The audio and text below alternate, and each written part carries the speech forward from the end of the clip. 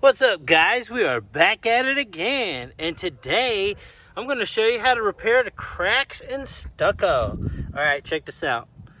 You know, I went down to my local Home Depot and I got the QUIKRETE acrylic concrete repair. Alright, it fills and seals cracks in concrete and masonry. It's got texture formula, weather resistant, vertical and horizontal applications, and it's gray.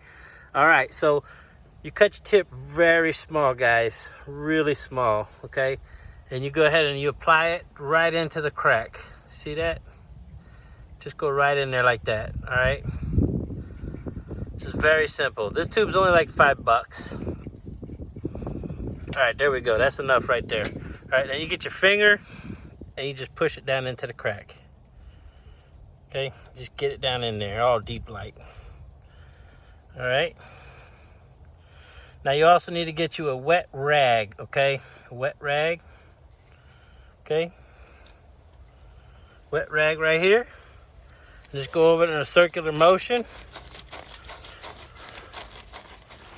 Okay?